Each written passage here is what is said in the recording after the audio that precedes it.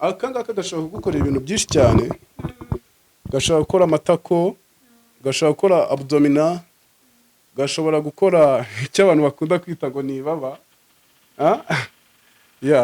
Gashobora gukora biceps, gashobora gukora inyama yitwa avant-bras. Akagakora ibintu byinshi cyane. Umwitozo wose wa muri gym akangaka kawugukorera iyo uzi kugakoresha. Urubaka umubiri birakunda cyambere nuko uyoboka sport, ikindi ukabishyiraho umutima ukabikunda. Iyo wabikunze nabyo biragukunda bikaza.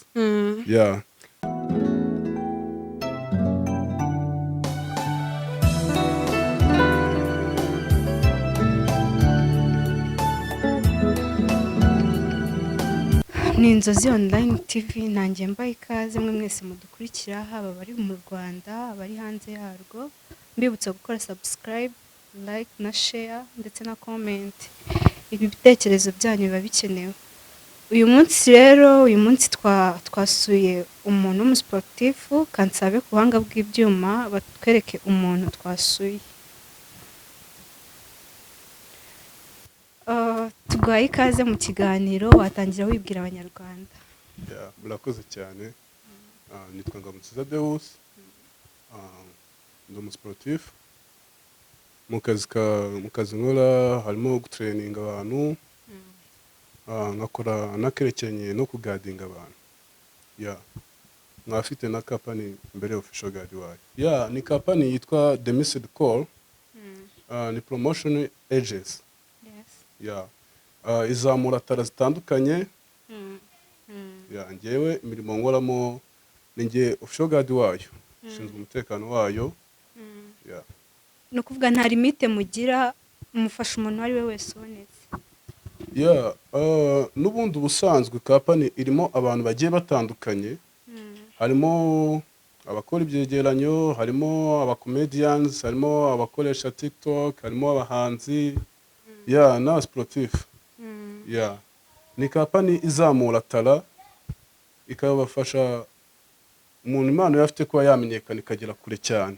Ese siporo waba ukora ni izihe siporo? Harimo siporo z'ingororamubiri, hakabamo siporo za bodybuilding, ni ukubaka umubiri. Kubaka umubiri mu Kinyarwanda, guterura ibyuma, creating muscles zawe. Umubiri urubatse.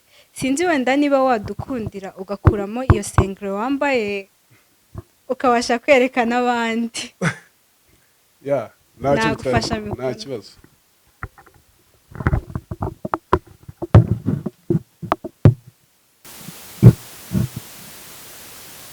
Muscles, chest, biceps, shoulder, abs, na back. Uruzuye. Ushaka kubaka umubiri ni ikintu ubaka uko ubishatse. Umubiri wawe urawubaka ukavuga ati ngenda ndashaka kumera gutya, n'amahitamo yawe. Kandi kubaka umubiri ntabwo ari ikintu cy'abasore gusa, n'abakobwa barawubaka. Urajya muri gym ukavuga ati ndashaka kugabanya ibiro. Ibiro byawe biragabanuka. Niba ufite ibiro 100 ukavuga ndashaka kugira ibiro 60. Birashoboka, byose ni siporo. Ushaka kuba umusore uvuga ati ndashaka kuba bogari. Nkawe mbese. Urubaka umubiri birakunda cyambere nuko uyoboka sport, ikindi ukabishyiraho umutima ukabikunda. Iyo wabikunze nabyo biragukunda bikaza. Deus, kugeza ubu ngubu upima ibiro bingahe? Ntabwo ari byinshi cyane. Ntabwo ari byinshi. Ni 101. Ni byinshi cyane. Umaze igihe kingana gute utangiye gukora izo siporo? Ntabwo ari igihe kinini cyane nk'uko abantu babikeka bavuga ati se ngiye nakora ngo nkazagera kuri urwego, ngo se birashoboka, ngo ntibishoboka. Ntabwo maze igihe kinini cyane nkora siporo. Maze igihe kigera ku mwaka umwe n'igice. Ariko byose mu kubikunda nkabishyiraho umwete n'umutima. Muri uwo mwaka n'igice mbere y'uko utangira siporo, Deus wari ufite ibiro bingahe? Ntabwo nari mfite ibiro byinshi. Nari mfite ibiro 62. ya 62. urumva hiyongereho hafi ibiro 40 byose. Ya ubuse nk'iyo uhuye n'umuntu wenda waguherukaga mbere kutangira gukora izo siporo, muri iki gihe iyo muhuye ubona abantu babyakira bate, niziye comment batera? ya bamwe na bamwe babanza no kunyoberwa, ariko ntabwo bintungura kuko bikunze kubaho. ya ngo gute wanganye gutya, ese birashoboka, ati ni wowe, ibintu byinshi cyane. iyo bambajije ukuntu byagenze rero ndababwira ati nakoze icyo nakunze, nakunze siporo cyane, nyoboka gym, kandi ikindi ni umwuga wanjye, bifasha kubikunda cyane kurushaho. ya nicyo gituma bambaza ati byagenze gute, nkabasubiza ati nakoze icyo nakunze. Cyambere ni ukubikunda, iyo wabikunze nawe babwiye, iyo wabikunze nabyo biragukunda. ya bikaza. Deus, muri siporo watubwiye ukora ni iyihe? Hari siporo umuntu akora akumva niyo akunze kurusha izindi, wowe muzi ukora ni iyihe ukora ukumva niyo igushimishije kurusha izindi waba ukora? Bodybuilding. Bayikora bate? ni ukubaka umubiri, guterura ibyuma. urumva kuko ngenda umugadi, kuko ariko kazi kanjye, nibyo nkunda gukora cyane kurusha ibindi. ya urugero wenda hari nk'abafite amatsiko yo kumenya nk'ibyuma waba uterura, wasa nk'utwereka bimwe mu byuma uterura? ya birahari nabyo. hano hari ibingibi. ya hari bino, aka ni agapitipwa, ushobora kugakoresha urimo ukora akaboko, nka biceps. hakaba n'aka ngaka, ni tubiri turatunganya ibiro. ugomba kumekinga ashobora ko ibintu uteruye binganya ibiro, ndetse kubikora imibare ibaze. aka ushobora kugakoresha gutya urimo wubaka akaboko. ya inyama bita biceps ariyo y'imbere. ya ushobora kugakoresha ukajyana inyuma urimo wubaka iyi nyama y'inyuma ariyo bita triceps. ushobora kugakoresha like this, urimo wubaka shoulder, cyangwa se ukakazamura urimo wubaka iyi traps, inyama hagana hano ku ijosi, iyo bita traps. ya ushobora no kugakoresha again ari tubiri, urimo wubaka umugongo like this. icyo gihe urimo wubaka umugongo. yes. utu ngutu dukora ibintu byinshi cyane. Kararemereye. ubu gapima ibiro bingahe? aka ngaka gafite ibiro 6. iyo uri kudukoresha twombi uri gukoresha ibiro 12. aka ngaka gashobora gukora ibintu byinshi cyane. gashobora gukora amatako, gashobora gukora abdominal, gashobora gukora icyo abantu bakunda kwita ngo Niba. ya gashobora gukora biceps, gashobora gukora inyama yitwa avant-bras. ya kagakora ibintu byinshi cyane. umwitozo wose wa muri gym aka ngaka kawugukorera iyo uzi kugakoresha. Ngabonziza Deus, iyi siporo ya bodybuilding niyo siporo waba warahereyeho, cyangwa se mbere yaho hari izindi siporo wagiye ukora? oya, ntabwo ariyo siporo nahereyeho. wahereye kuzihe? nabanje gukina karate. nabanje kuba umukaratika, guhera niga mu wa 3 primaire. ya guhera mu wa 3 primaire kuzamuka mu wa 4, mu wa 5, kuzamuka. karate nayihagaritse ngeze mu wa 2 secondaire. ya nibwo nahagaritse karate. ese nzi ko muri karate hagenda habamo sentire, ngira ngo ugenda wambara sentire bitewe n'iki? uko upasinze. ese wowe wagarukiye kuri iyo sentire? actually ntabwo njye nakundaga ibintu byo gupasinga. najyaga muri karate for only to get skills. najyaga ushaka ubumenyi gusa. gusa no gupasinga, igihe cyo gupasinga nabaga mari. ariko gupasinga ntabwo napasingaga. najyaga ngiye mu myitozo, nkajya ngiye gukorana n'abandi kugira ngo nongere ubumenyi, ariko ntabwo napasingaga.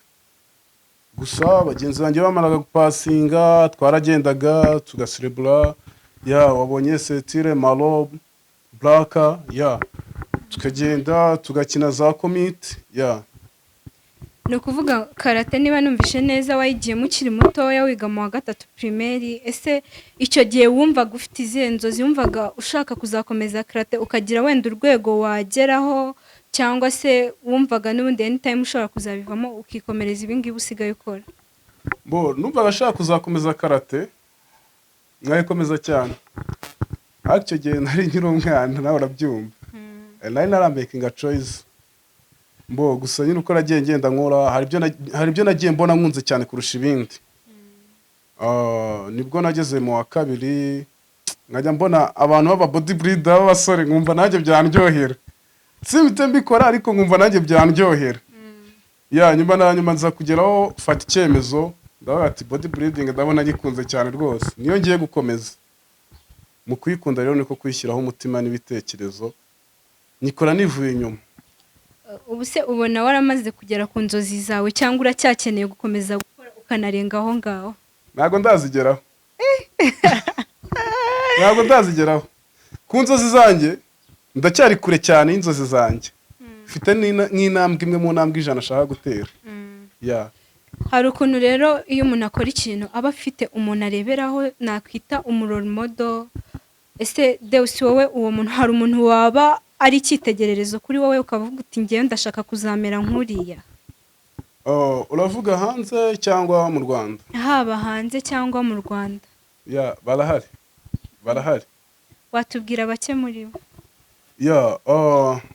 nko mu Rwanda umuntu numva nkabona uburyo kibodi yiteyemo irashimishije cyane, no bita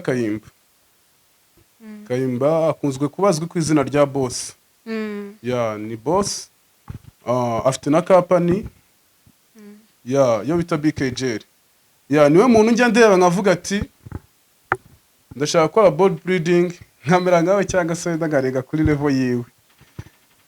Mwaba mwarigeze muhura se, cyangwa mufite ukundi kuntu mujye mukominikana hagati yawe nawe? Kurahari urumva nk'umuntu bodybuilder cyangwa se nk'umuntu ndeberaho, ntabwo nabura guhura nawe. Mba ngomba kuba interested mu guhura nawe, nkamumenya akanamenya, nkamwigiraho byinshi. Bivuze ngo hari n'inama agenda aguha? Inama zirahari nyinshi. Aho twari mu Rwanda, hanze y'u Rwanda?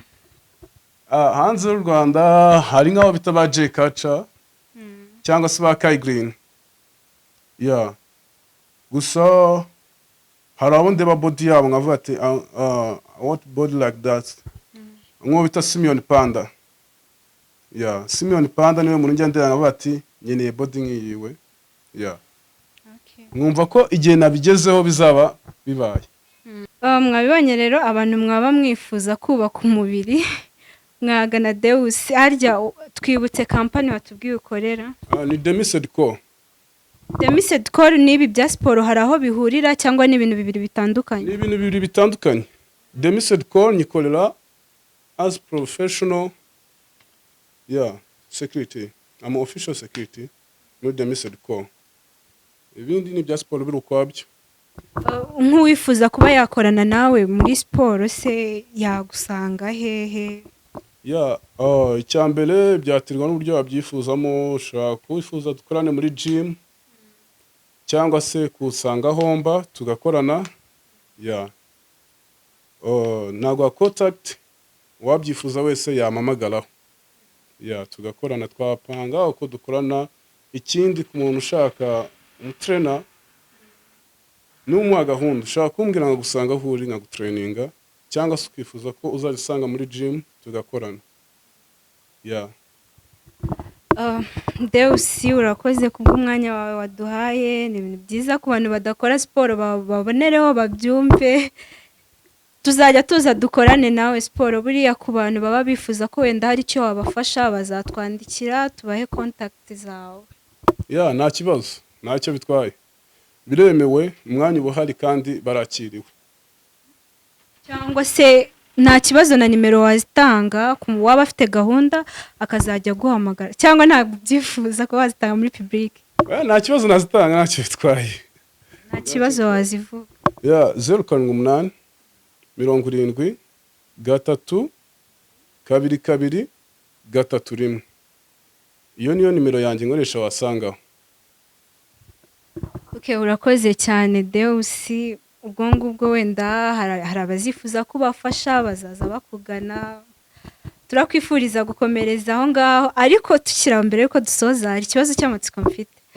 Hari ukuntu njya numva abantu bavuga ngo iyo umuntu aterura ibyuma hari ingaruka wenda bishobora kuba byamutera. Ese aho watangiye guterura ibyuma nta ngaruka ugenda uhura nazo?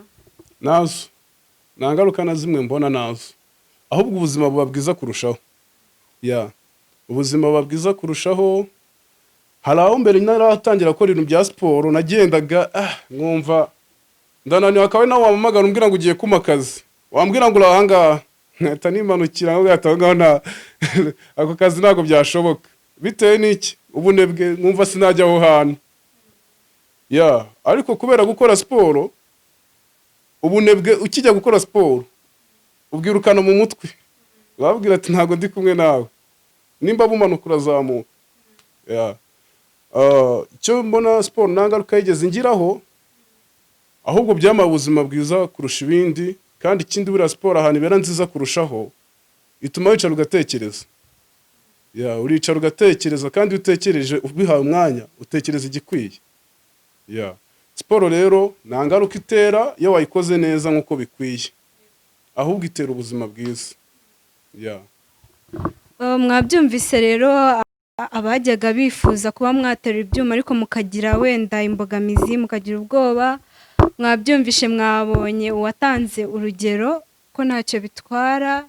Ubwo kuba babyifuza courage, ndetse kubifuza ko Ngabonziza Deus yabafasha mwamuhamagara. Ubutumwa nabaha ni uko ujya kubikora wese yabikora bikunze. Apana kuvuga ati ngiye muri siporo kuko nta kintu ufite cyo gukora. Oya, siporo ntabwo ari kwikora. Siporo urayikunda, wayisize mu mutwe ukayitangira kuyikora, nayo irakwitabira, urayihamagara ikaza. Kandi ikaza uyibona ukanayumva. Ya ubutumwa nabaha rero ni ukujya babikora, bakabikora babanje kubikunda, kandi bakabikora kenshi gashoboka, bakagira umwanya wa siporo, kuko siporo ni ubuzima, kandi ubuzima buri wese arabukunda. Ya ubutumwa nabaha ni ukuyitabira, kandi n'umuntu wese wajya kwitabira siporo akayitabira nta bya droge yakoresheje, atajya ibintu bya droge, ko siporo na droge ni ibintu bitandukanye, ntago bikorana na gakeya. Inzoga, itabi, ikintu cyose cyerekeranye na droge na siporo ntago bihura. Ya siporo iguhitishamo ikintu kimwe, urankunda cyangwa ukunde droge, icyo uhisemo nicyo yubahiriza.